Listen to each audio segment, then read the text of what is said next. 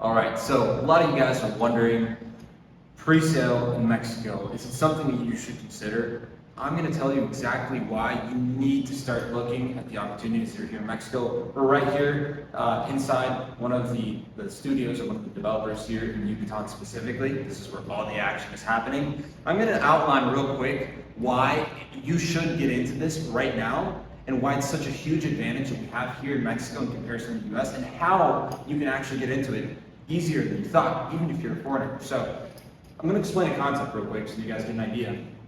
What happens is a real estate developer has a plot of land, right? They have a plot of land in Mexico. This is the peninsula of Yucatan, just so you get an idea. Now, this plot of land either starts as something called ejidal.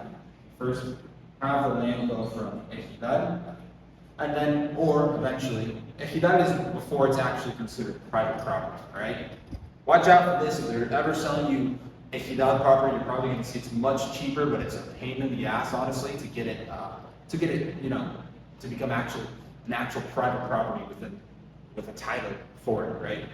Now, once this happens, first starts out here, comes private property. So this huge thing, let's say it's a bunch of acres, right? So it's like 3.4 acres. Sorry for my bad handwriting. This thing will become private property. Now it has its own title, its whole acreage. So what does the developer do nowadays? They see the prices are going up dramatically. They see that, hey, why don't I subdivide the lots and convert them into their own little mini lots? So that way someone can own a piece of this. That's what the developers do, as you know. Right? And the huge advantage is we have in the US, for example, what are the appreciation rates on average per year? At max, we can see 4%. Here in Yucatan, we're going to see approximately in the next few years, we've been seeing consistent about 20 to 30%. Places like Tulum, places like Merida, which is one of the safest cities in the world, actually, the safest city in North America, we're competing with Toronto, right? So, huge advantage there, huge appreciation rates. Just capital gains alone, we're going to make a lot of money. And so we know that over time, if you buy one of these plots of land, you look at it almost like a stock. It's going to start out, it's going to have, well, let's put it here, right?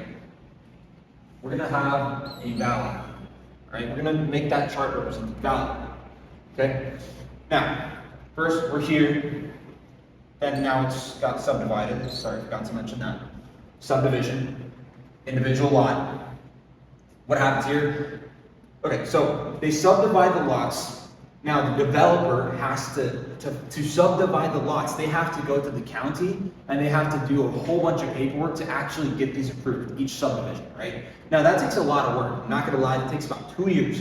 If they're ever selling you something before the subdivisions, watch out, because they may not have the subdivisions approved, or they're just waiting for the county to say, oh yeah, we'll get it eventually. No. Wait till they actually have the subdivisions approved before they sell the lots. So we have something called chepinas, right? Chepinas is what refers to an actual lot. You can see the dimensions. You can see even the catastro with the system that we have here in Yucatan. The folio catastral, which is a number where you can actually track and confirm that it's a viable property. You can see the history, whether it's just created, it's just been subdivided. So that's super important. We're going to talk about that in another video. But I'm giving you guys a whole rundown today. So these subdivided lots are now worth more because they've been subdivided. And what does the developer do to increase the prices even more? They'll put roads. They'll try to get it on a good highway, right? So like, let's say this is Progreso, which is the main city in Yucatan, for the main beach city, and then Merida, the safest city here, right? They'll try to put it somewhere close, or they'll try to put it in a good spot where they know it's going to increase. Or the developer gets lucky and they already have land here, right? It's typically the case, honestly, because buying acres of land now here in Yucatan, because the appreciation's gone up so much, it's going to be, you're going to get very lucky if you find a good price. So a lot of these people, honestly, like the owner of this company, it's, it was inheritance, right? Inheritance property. He's taking advantage of that. He's an awesome guy. He's got an awesome development with some really cool amenities. And guys, the amenities that we see here, I want you to take a look around here. If you can show the photo of Pita, for example. Super cool amenities, guys. Now, you want to make sure that they're going to provide you with awesome amenities because this is what's going to increase the value of each individual property. And why you want these amenities because it's also attractive even for people in like North Mexico, right? A lot of these people come from huge cities. They want somewhere like Yucatan or somewhere that's like tropical climate, you know, amenities where they have a gym, they don't have to go to gyms or whatever, right? So just a huge thing to watch out for is make sure that they have the right amenities, and if they have good amenities, then you must compare the price per square meter, right? Price per square meter, this is super important. The price per square meter is going to depend on how much amenities they have. Obviously, they have to be, they have to be private property subdivided. They've already gone through the subdivision. And another thing that I forgot, super important here, which is, two types of lots. We're getting into a lot. We're going to make a separate video for each of these. Or three types of lots. There's investment lots, there's urbanized lots, and there's semi-urbanized lots. You guys want to go for urbanized lots. Why? Because if it's semi-urbanized, it's not going to be the same quality, right? I'm just going to be honest with you guys. If you get semi-urbanized and urbanized, well, these are price points you have to watch out for. They're going to have dramatically different price points. We'll get into that in another video, but you want to make sure it's in the zone of development. So let's say Merida's here. This is what they've got planned out. Now, it's very important to make sure that the plan is within the zone of development that's planned for the expansion of the city. If it is, guess what? You've got an awesome development there.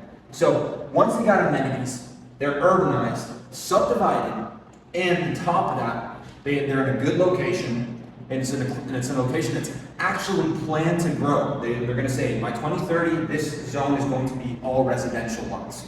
Great. Now that's how we can confirm lots are going to be good. Obviously, make sure it's not make sure it's not just private property yet, but it's actually been subdivided, so they're selling you the actual individual lot here.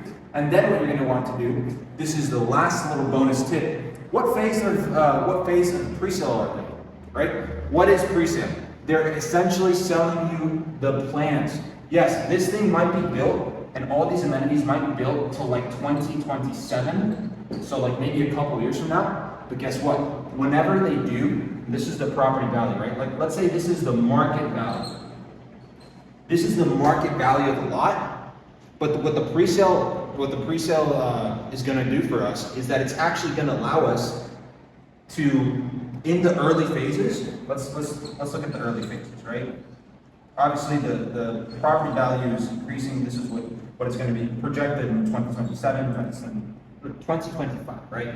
25, 26, 27. So we're first going to start out with a low price. This is going to be the actual market value, and here's what the pre-sale is going to be worth when it first launches, all right? Now, second, now when pre-sale is happening and they're in a later phase, it's going to start going up. Let's say this right here is now when they're about to deliver. It's 2027 now, it's their planned date. And then, guess what happens at the very end?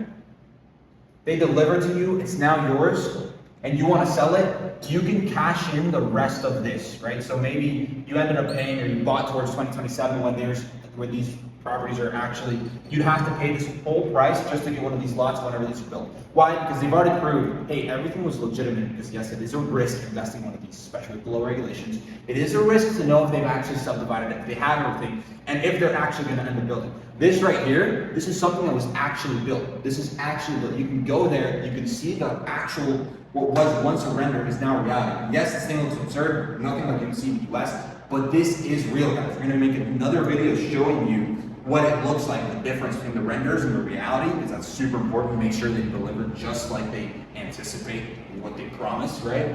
And once they do deliver this, once they have everything in place, it's now a reality, it's now verifiable, it's now an actual thing. We're not investing over plans anymore, we're actually investing over something that is solid, something which its market value, if anyone comes and evaluates it, it's going to be worth here. And so we can cash in by just getting in early in pre-sale. We can literally cash in. Let me get a different marker so I can represent it for you guys. Last part, we can cash in this right here by getting early in pre-sale. We just need to confirm that we can trust the developer.